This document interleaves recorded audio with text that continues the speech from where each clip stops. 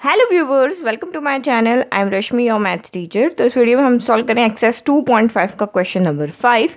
तो ये बिल्कुल जो अभी हमने क्वेश्चन नंबर 4 किया है उसका रिवर्स है। तो क्वेश्चन नंबर 4 में आपने किया था एक्सपांड फॉर्म, और यहाँ हमें एक्सपांड फॉर्म गिवन है, आपको उसको फैक्टराइज करना है। तो आप यहाँ पे देखो, हमें यहाँ पे तीन टर्म ऐसी दिख रही है जिनमें होल स्क्वायर है। 4x², 4 हमें पता है 2 का स्क्वायर होता है। 9y², 9 हमें पता है 3 का स्क्वायर होता है। 16z², तो हमें पता है 16 4 का स्क्वायर होता है।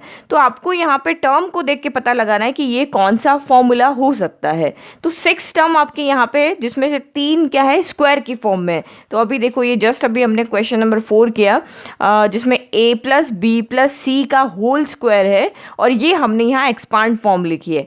x² + 4y² + 16z² + 4xy + 16yz + 8xz। तो ये अभी आपको ये वाली टर्म गिवन है, और आपको उल्टा चलना है और यहाँ तक पहुँचना है। अभी हम सीधा यहाँ पे इसको देख करके तो हमें पता चल गया कि ये वाली आइडेंटिटी यहाँ पे यूज़ होगी, और इस आइडेंटिटी को लगा के हमने x y z यहाँ से फाइंड कर लिया और उसको इसमें पुट करके और एक्सपांड कर दिया। अब आपको क्या करना है, ये टर्म आपको गिवन है, ये टर्म के बाद आपको ये वाली टर्म लिखनी है। ये टर्म लिख के आपको यहाँ पे x कौन है, या a कौन है, b कौन है, c कौन है, ये आइडेंटिटी से पता करना है, और आपको a b c फाइंड करते ही यहाँ पुट कर देना। तो ये आपकी हो जाती है फैक्टराइज फॉर्म हो जाती है। फिर आपका यहाँ पे 2 डिग्री है, तो इसको एक ही ब्रैकेट को आपको 2 बार लिख देना है। तो फैक्टर्स हमारे वही होते हैं, जितनी उनकी डिग्री होती है उतने 1 डिग्री में हम अलग अलग उनके फैक्टर्स लिख लेते हैं। तो बस इसी का आपको रिवर्स चलना है। ओके, तो सबसे पहले ये टर्म में हम स्क्वायर्स बनाएंगे, स्क्वायर्स बना के X Y A B C find करेंगे और इसमें वैल्यू को पुट कर देंगे। ओके, तो मैंने यहाँ पे आइडेंटिटी यूज लिख लिया। कौन सी आइडेंटिटी हम यहाँ पे यूज़ करेंगे। अब इसके बाद में इसके जस्ट ऊपर वाली टर्म आपकी, यानी कि ये a² की फॉर्म में होना चाहिए, ये b² की फॉर्म में होना चाहिए, c² की फॉर्म में होना चाहिए। तो यहाँ पे 4² के फॉर्म में नहीं है, यहाँ 9 नहीं है, यहाँ 16 नहीं है। तो सबसे पहले हम इनको स्क्वायर की फॉर्म में चेंज कर लेते हैं। 4 होता है हमारा 2², x², फिर 9 होता है हमारा 3² y² यहाँ पे एज इट इज, 16² होता है आपका 4² और z² यहाँ पे एज इट इज। तो इन टर्म को अभी हम कुछ नहीं कर रहे हैं, जब तक हमें a b c नहीं मिल जाता तब तक हम इनके साथ कुछ नहीं करेंगे। ये हम अभी यहाँ पे डायरेक्ट ही लिख ले रहे हैं। तो ये हो गया 24yz - 16xz हो गया। अब आप यहाँ पे क्या करो, पूरा a² की फॉर्म में लिखो, यानी यहाँ से a फाइंड करो। तो ये आपका यहाँ पे क्या हो जाएगा 2x, और दोनों की पावर यहाँ स्क्वायर है, तो हम इसको पावर को बाहर ले लेते हैं, यानी इस ब्रैकेट के बाहर लिख लेते हैं। इस तरह से हम लिख सकते हैं। अगर हम यहाँ पे दोनों की पावर कॉमन है, तो कॉमन को हमने यहाँ पे बाहर लिख दिया। फिर सेम यहाँ पे भी क्या होगा, 3y की पावर दोनों स्क्वायर है। अगर एक 2 है और एक 3 है तो हम इस तरह से नहीं लिख सकते हैं। अगर दोनों पावर सेम है तो हम यहाँ पे इसको इस तरह से ब्रैकेट के बाहर लिख सकते हैं। तो इससे हमें पता चल गया कि ये पूरा a है, ये a² हो गया, ये पूरा b है, ये b² हो गया, और यहाँ पे ये 4z का होल स्क्वायर हो गया। ठीक है, तो अब मुझे यहाँ पे पता चल गया है कि ये मेरा a है, ये मेरा b है, ये मेरा c है। अब मैं इसको यहाँ पे क्या फॉर्म में लिख सकती हूँ कि 2, हमारी जो आइडेंटिटी उसके अकॉर्डिंग इसको क्या कर सकते हैं, अरेंज कर सकते हैं। तो मैंने 2 लिख दिया। a यहाँ पे कौन है, ये मेरा यहाँ पे a हो गया, ये b हो गया, और ये c हो गया। तो यहाँ पे इस तरह से लिख लो, a की जगह 2x लिख लिया, b की जगह मैंने 3y लिख लिया। तो आप मल्टीप्लाई करके देखो, आपका आंसर फिर से वही आना चाहिए। तो आप यहाँ पे देखो, 2 × 2 4 हो गया, 4 × 3 आपका 12 हो गया, x × y हो गया। अभी नेगेटिव को मैं एज इट इज रखती हूँ, नेगेटिव का हम बाद में देखेंगे, क्योंकि हमारे आइडेंटिटी में प्लस है। तो पहले तो हम इसको 2ab 2bc 2ca की फॉर्म में लिख लेते हैं। 2bc, तो ये हमारा यहाँ पे b है, तो ये 3y हो गया, यानी पहले वाले को हम यहाँ a ले रहे हैं, दूसरे को b ले रहे हैं, तीसरे को c ले रहे हैं। तो ये 3y हो गया, और फिर आपका ये हो गया 4z हो गया। फिर 2ca है, तो 2c, तो आपका यहाँ पे, सॉरी यहाँ पे नेगेटिव साइन है, c आपका है 4z और a आपका है यहाँ पे 2x हो गया। ओके, अब मैंने इसको इस तरह से अरेंज कर दिया। अब मैं साइन का देखती हूँ कि ये साइन किसकी वजह से नेगेटिव है। तो साइन देखने का सबसे सिंपल तरीका आपका यहाँ पे है, क्योंकि हमारी जो आइडेंटिटी है उसमें सारे प्लस है, तो आपको यहाँ पे भी प्लस प्लस होना चाहिए। तो ये माइनस किसका है, z का है या x का है, y का है या z का है। तो आपको देखो, इसमें कंफ्यूज होने की जरूरत नहीं। ये देखो, यहाँ पे हमने जब सॉल्व किया था तो जिसका यहाँ पे नेगेटिव, यही आइडेंटिटी हमने यूज़ किया, तो b को हमने क्या किया, -y ले लिया, और जहाँ पे भी आपको b दिख रहा है वो पूरा माइनस वाई हमने यहाँ पे पुट किया। तो जब यहाँ पे स्क्वायर की फॉर्म में तो तीनों ही नेगेटिव होंगे, क्योंकि किसी भी नेगेटिव नंबर का स्क्वायर हमेशा क्या होता है, पॉजिटिव होता है।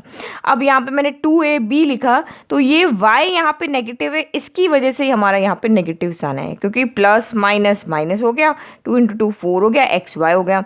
फिर अगेन यहाँ पे y नेगेटिव है, तो अगेन प्लस माइनस माइनस हो गया, और y × z yz हो गया।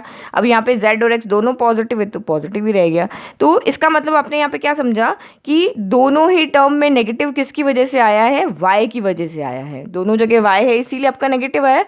तो यहाँ पे आपको ऐसे ही देखना है कि यहाँ कौन सा वेरिएबल है जो रिपीट हो रहा है। देखो y यहाँ पे है बट y यहाँ नहीं है, z यहाँ पे है और z यहाँ भी है, x यहाँ है x यहाँ नहीं है। इसका मतलब जो दोनों जगह है उसकी वजह से ये साइन नेगेटिव है, तो z की वजह से ये साइन क्या है, नेगेटिव। इसका मतलब इस आइडेंटिटी में जो z की वैल्यू है वो आपकी नेगेटिव होगी। z यानी कि z आपका किसके इक्वल था, c, यानी कि ये वैल्यू आपकी यहाँ पे क्या है, -4z है। तो जो भी यहाँ पे वेरिएबल कॉमन होगा, जहाँ भी नेगेटिव साइन है उसमें कॉमन होगा, तो वही आपको नेगेटिव लगा लेना है। ओके, तो अब हम यहाँ पे देखते हैं, इसको साइन के इसके साथ में लिखते हैं, 2x का स्क्वायर 3y का स्क्वायर प्लस इसको हम कर रहे हैं नेगेटिव ऑफ z का स्क्वायर। फिर यहाँ पे तो z है नहीं, ये एज इट इज रह जाएगा 2x 3y। फिर यहाँ पे प्लस कर लेते हैं 2 3y और नेगेटिव साइन हम यहाँ पे 4z को दे देते हैं। फिर अगेन यहाँ पे प्लस कर लिया 2 नेगेटिव ऑफ 4z कर लिया और ये हो गया 2x। अब आप यहाँ पे देखो फिर से सॉल्व करके यही टर्म आ रही है कि नहीं, प्लस माइनस माइनस हो गया, और ये वाला देखो प्लस प्लस माइनस माइनस हो गया, और सॉरी ये वाली टर्म है 24 वाली, ये तो ये नेगेटिव हो गया, और 3 × 2 6 हो गया, 6 × 4 24 हो गया। तो हो गया सवाल। फिर यहाँ पे भी प्लस माइनस माइनस हो गया, 4 × 4 2 × 2 4 हो गया, 4 × 4 16 हो गया, तो सेम हो गया। तो बस हम यहाँ पे क्या चल रहे हैं, रिवर्स चल रहे हैं। तो अगर हम अब इस आइडेंटिटी को इससे कंपेयर करें तो ये a स्क्वायर हो गया, ये b स्क्वायर हो गया, ये c स्क्वायर हो गया, 2ab हो गया, फिर ये 2bc हो गया और ये 2ca हो गया। तो अब आप यहाँ पे क्या लिख सकते हो, सो पुटिंग, हमें ए बी सी बिल्कुल सही फॉर्म में मिल गए। हम a = 2x है, b = 3y है एंड c = आपका -4z है। तो हमने नंबर्स के फॉर्म में चेंज कर लिया है, साइन किसका है वो हमने लगा दिया। अब आगे कोई सॉल्यूशन यहाँ पे नहीं है कि इस जो आपको गिवन क्वेश्चन है वो इस फॉर्म में लिखने के अलावा। तो अब आप यहाँ पे क्या राइट कर सकते हो, आइडेंटिटी का ये इसके अकॉर्डिंग हमने अरेंज कर दिया है। अब हम यहाँ पे इससे लेफ्ट पार्ट राइट कर सकते हैं। तो लेफ्ट पार्ट आपका होता है a + b + c का होल स्क्वायर, तो ये हमारा हो जाएगा 2x + 3y - 4z का होल स्क्वायर। तो इसके फैक्टर्स क्या हो जाएंगे, तो आपको फैक्टर्स लिखना है। तो फैक्टर्स आर, यहाँ पे डिग्री 2 है तो आप इसको 2 टाइम लिख लो, 2x + 3y - 4z, again 2x + 3y -4z हो गया। तो ये हमने इसको फैक्टराइज फॉर्म में लिख लिया। तो बिल्कुल आपको यही समझना है कि जो हमने क्वेश्चन नंबर 4 में किया उसका बिल्कुल उल्टा चल रहा है। ये हमारे वहाँ पे इस तरह से क्वेश्चन गिवन होता था, हम इसको आइडेंटिटी देख के जो भी हमारी आइडेंटिटी उसके अकॉर्डिंग ए बी सी हमें यहाँ से डायरेक्ट पता चल जाते थे, ए बी सी में पुट करते थे, फिर उसको सॉल्व करते थे और हमारा ये आंसर होता था। अब उसी आंसर से हम रिवर्स चल रहे हैं। नाउ इसका सेकेंड पार्ट देखते हैं हम। तो ये हमारा सेकंड पार्ट है। अब यहाँ पे वैल्यू आपकी रूट के अंदर है, तो ये वाला क्वेश्चन या ये वाला जो पार्ट है वो आपका इंपॉर्टेंट है, ठीक है। तो उसको आप अच्छे से समझना। तो सेम वही फॉर्मूले के अकॉर्डिंग हमें देखना है। तो जो भी स्क्वायर वाली टर्म है उसको होल स्क्वायर में चेंज करना है। तो आप यहाँ पे देखो ये 2x स्क्वायर है, बट 2 यहाँ पे स्क्वायर की फॉर्म में नहीं है, तो उसको स्क्वायर में चेंज करना है। वाई स्क्वायर में कुछ नहीं करना है, क्योंकि वाई स्क्वायर तो वाई स्क्वायर की फॉर्म में कोई यहाँ पे इसका कोफिशिएंट है नहीं। फिर यहाँ 8z स्क्वायर है, तो 8 को भी आपको क्या करना है, यहाँ पे स्क्वायर की फॉर्म में चेंज करना है। तो सबसे पहले हम इन तीनों पे अप्लाई करते हैं, इन तीनों को होल स्क्वायर में चेंज करते हैं ताकि हमें ए बी सी पता चले। तो आप यहाँ पे देखो 2 तो किसी का स्क्वायर नहीं होता, बट हमने अभी इसी चैप्टर में पढ़ा है कि फर्स्ट चैप्टर में हमने पढ़ा है कि √a आपका यहाँ पे क्या होता है, a होता है। तो क्यों होता है, बेस सेम है, रूट का मतलब क्या होता है 1/2, और यहाँ पे रूट का मतलब क्या होता है 1/2। बेस सेम होता है तो पावर क्या हो जाती है, ऐड हो जाती है। तो a की पावर हाफ प्लस हाफ हो गया, यानी कि हाफ प्लस हाफ 1 होता है, तो ये a हो जाता है। यानी किन्हीं भी दो सेम रूट नंबर को मल्टीप्लाई करो तो वही नंबर आता है। तो आप यहाँ पे 2 को क्या लिख सकते हो, हमें जैसे हमें 4 दिया हुआ है तो 4 को तो हम हम 2 इंटू 2 लिख सकते हैं। अगर हमें यहाँ पे लेट की 16 दिया है तो 16 को हम यहाँ पे 4 इंटू 4 लिख सकते हैं। 9 को हम यहाँ पे 3 इंटू 3 लिख सकते हैं। तो सेम नंबर होंगे तभी तो उनका होल स्क्वायर बनेगा, क्योंकि बेस से में तो पावर क्या होती है, ऐड होती है। 1 + 1 2 हो गया, यानी 2 पावर 2 हो गया, या 4 पावर 2 हो गया, या 3 पावर 2 हो गया। बट 2 के लिए तो कोई नंबर ऐसा नहीं होता कि 2 का मल्टीपल क्या आएगा, 1 इंटू 2 ही 2 होता है। सेम नंबर का कोई मल्टीप्लाई नहीं होता। तो जब भी आपका इस तरह से कोई नंबर आए तो आप उसको क्या करो कि अब मैं a की जगह 2 पुट कर लेती हूँ। तो √2 इंटू √2 आपका यहाँ पे क्या हो जाएगा 2, यानी 2 को हम यहाँ पे क्या लिख सकते हैं, √2 का स्क्वायर इस तरह से लिख सकते हैं, क्योंकि √2 को √2 से मल्टीप्लाई करने पे 2 ही आता है। जैसे 2 इंटू 2 4 आएगा, 4 इंटू 4 16 आएगा, 3 इंटू 3 9 आएगा, वैसे ही √2 इंटू √2 आपका क्या आएगा 2 आएगा। तो स्क्वायर की फॉर्म में हम उसी नंबर को लिख सकते हैं जिनके 2 नंबर मल्टीप्लाई करने पर वही नंबर आए। ठीक है, तो यही चीज़ आपको यहाँ पे ये चीज़ ध्यान रखनी है कि जब किसी नंबर कोई भी नंबर अगर स्क्वायर की फॉर्म में नहीं है तो उसका रूट करके और उसको मल्टीप्लाई कर दो तो वो आपका आंसर आपको स्क्वायर की फॉर्म में मिल जाएगा। तो मैं 2 को यहाँ पे क्या लिख सकती हूँ, √2 के स्क्वायर की फॉर्म में लिख सकती हूँ। तो ये मेरा हो गया √2 का स्क्वायर और ये हो गया मेरा एक्स स्क्वायर। तो हो गया मेरा स्क्वायर की फॉर्म में, यही हमें चाहिए। फिर वाई स्क्वायर हमारा वाई स्क्वायर है। फिर अगेन 8 आपका फिर से आपका कोई नंबर ऐसा है, दो सेम नंबर नहीं है जिसको मल्टीप्लाई करने पर 8 आए। तो क्या आप यहाँ पे देखो 8 आपका क्या आता है, जैसे 4 इंटू 2 8 हो गया, तो 8 के फैक्टर बना लो सबसे पहले। अब हम 8 को कैसे लिखेंगे, तो देखो 2 के टेबल में आया 8 4 टाइम, 2 के टेबल में 4 आया 2 टाइम, और 2 के टेबल में 2 आया 1 टाइम। तो ये तो आपकी पेयरिंग बन रही है, हमें सेम नंबर चाहिए। तो 2 इंटू 2 इंटू 2 हो गया, तो ये तो आपके रिपीट हो रहे हैं। ठीक है, अब ये नंबर मेरा रिपीट नहीं हो रहा है, ये रिपीट नहीं हो रहा है, तो उसकी रिपीटेशन की फॉर्म क्या हो जाएगी, 2 को हम यहाँ पे क्या लिख सकते हैं, √2 इंटू √2। सेम हो गया हमारे पास। अब हमारे पास दो नंबर ऐसे हैं जो मल्टीप्लाई करके सेम आंसर मिलेगा। 2√2 इंटू 2 आपका 8 हो जाएगा। 2 इंटू 2 4 हो गया, √2 इंटू √2 आपका 2 हो जाएगा, तो 4 इंटू 2 8 हो गया। तो हमें 8 के क्या फैक्टर मिल गए, 2√2 इंटू 2√2, यानी कि 2√2 का होल स्क्वायर हमारा हो जाएगा यहाँ पे 8 हो जाएगा। ठीक है, अच्छे से समझ में आ गया आपको ये। तो आप फैक्टर बना के यहाँ पे देख लो, जो हमें दो पैरिंग में नंबर चाहिए जिनको मल्टीप्लाई करने पर 8 आए, यानी सेम फैक्टर चाहिए। तो सेम फैक्टर नहीं थे इसलिए हमने 2 को √2 इंटू √2 लिख दिया। तो ये आपका यहाँ पे हो गया 2√2 इंटू 2√2 हो गया। तो अब इसको यहाँ पे देखो 8 की जगह हम क्या लिख लेंगे, अब यहाँ पे 2√2 का होल स्क्वायर मिल गया। बस अब यही तक आपका सोल्यूशन है, बाकी आपको नेक्स्ट में कुछ नहीं करना, हमें अब इसी के अकॉर्डिंग अरेंज कर लेना। पीछे वाले नंबर के लिए तो कुछ देखना ही नहीं है, बस इसी टाइम से पहले हम नंबर्स को अरेंज करेंगे और उसके बाद में हम यहाँ पे अरेंज करेंगे इसको, साइन को सॉल्व करेंगे। तो सबसे पहले ये स्क्वायर आपका रिपीट हो रहा है, तो उसको हम एक साथ ले लेते हैं ताकि ये हमारा a² की फॉर्म में आ जाए।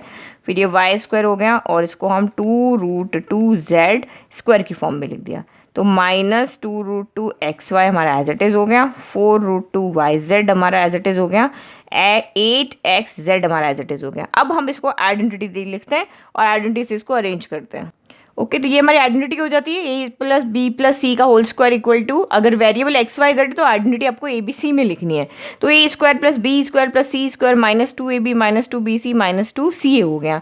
तो अभी हमें a b c नहीं मिला है क्योंकि हमारे अभी साइन सॉल्व नहीं हुआ है, बट फिर भी हम इसको क्या कर रहे हैं, एक बार इसको a b c लेके अरेंज कर दे, 2ab 2bc 2ca की फॉर्म में यहाँ पे अरेंज करते हैं। उसके बाद हम साइन को यहाँ देखेंगे कि साइन किसकी वजह से नेगेटिव आ रहा है। तो ये हमने यहाँ पे फिर से लिखा √2x का square plus y² plus 2√2z का होल स्क्वायर माइनस, अभी हम एज इट इज लिख रहे हैं 2ab, a की जगह अभी हम इसको ले रहे हैं यहाँ पे a, ये ले रहे हैं b और ये ले रहे हैं c। ठीक है, तो a की जगह आप लिख दोगे यहाँ पे √2x और b की जगह पे हम लिखेंगे यहाँ पे y। फिर यहाँ पे प्लस है तो प्लस 2bc है, तो b आपका यहाँ पे है y और c आपका यहाँ पे 2√2z हो गया। फिर प्लस यहाँ पे नेगेटिव है तो नेगेटिव लगाएंगे, 2ca तो c आपका यहाँ पे है 2√2z और a यहाँ पे आपका √2x हो गया। ठीक है, तो ये अभी हमने अरेंज कर दिया। अब यहाँ पे साइन सारे पॉजिटिव होते हैं तो अब हमें इनको यहाँ पे पॉजिटिव बनाना है। तो आपको सेम यहीं पे वही देख लेना कौन सा वेरिएबल रिपीट हो रहा है। तो y यहाँ पे है बट यहाँ नहीं है, ये तो पॉजिटिव है, इसको तो देखना ही नहीं है। ये z यहाँ पे बट यहाँ नहीं है, बट आप यहाँ पे देख रहे हो कि x यहाँ पे है और x यहाँ भी है, मतलब x की वजह से ये साइन नेगेटिव है। तो x आपका यहाँ पे ये यानी कि √2x वाली जो टर्म है वो आपकी क्या हो जाएगी, नेगेटिव हो जाएगी, क्योंकि दोनों टर्म यहाँ पे कॉमन है, √2x यहाँ भी है, √2x यहाँ भी है, ये तो आपका अलग अलग है, तो इसी की वजह से आपका साइन यहाँ पे क्या रहा है, नेगेटिव। तो बस एक लास्ट स्टेप हम और लिख लेंगे, नेगेटिव को अंदर ले लेंगे अब, यानी कि ये वाली टर्म आपकी यहाँ पे नेगेटिव है। तो ये स्क्वायर हो गया, ये y का स्क्वायर हो गया, ये 2√2z का स्क्वायर हो गया, तो माइनस की जगह प्लस कर देंगे 2, जहाँ पे √2x दिख रहा है वहाँ पे आप उसको नेगेटिव कर दो, √2x y हो गया, फिर प्लस यहाँ पे तो √2x है नहीं तो ये एज इट इज़ रह गया, तो जो भी आपका यहाँ पे कॉमन टर्म है वो आपकी नेगेटिव हो जाएगी, फिर प्लस ले लिया 2√2z और यहाँ भी हो गया माइनस का √2x। तो बिल्कुल हमारा ये इसी फॉर्म में हो गया, a² b² c² plus 2ab plus 2bc plus 2ca हो गया। चाहे इसको सॉल्व करके देख लो, प्लस माइनस हो गया माइनस, तो ये आ रहा है आपका माइनस, फिर इसको मल्टीप्लाई करो 2√2 तो 2√2xy। नेक्स्ट आपको इसको सॉल्व करना है, तो 2 × 2 4√2 तो ये 4√2yz हो गया, फिर प्लस माइनस माइनस तो ये माइनस आ गया, 2 × 2 4 हो गया और √2 × √2 आपका यहाँ पे 2 हो जाता है, तो 2 × 2 × 2 8 हो गया। ठीक है, तो हमारा बिल्कुल राइट है। अब हम यहाँ पे लेफ्ट हमारा बिल्कुल आइडेंटिटी के अकॉर्डिंग अरेंज हो गया, अब हम राइट लिख सकते हैं। तो राइट आपका यहाँ पे क्या है, तो now a plus B plus C का whole square equal to a, यहाँ पे क्या हो गया, हम इसको कंपेयर कर लेते हैं, तो a यहाँ पे हो गया है हमारा माइनस का √2x, b यहाँ पे हो गया है हमारा y और c आपका यहाँ पे हो गया 2√2z। ये आपका a है, ये b है और ये c है। ठीक है, तो ये तो हमने पहले ऐसे ही लिए थे ताकि अरेंज कर सकें, बट मेन आपका यहाँ है, जब साइन लगा लोगे वो हो जाएगा।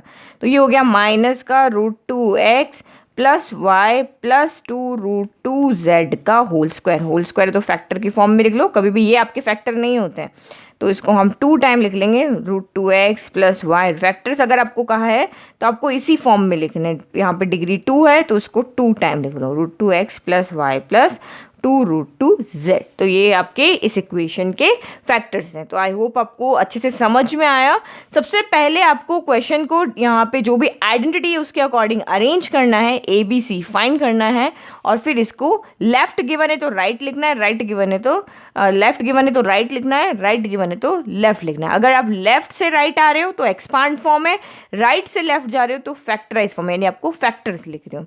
आई होप आपको दोनों पार्ट यहाँ पे अच्छे से समझ में आए। अभी भी अगर इससे रिलेटेड कोई भी डाउट है तो मुझे आप कमेंट करना, मैं और कोई रैंडम क्वेश्चन लेके आपको अच्छे से एक्सप्लेन करूँगी। तो ये देखो, अब आप इसको स्क्रीनशॉट लेके और नोट डाउन कर लो। Thank you.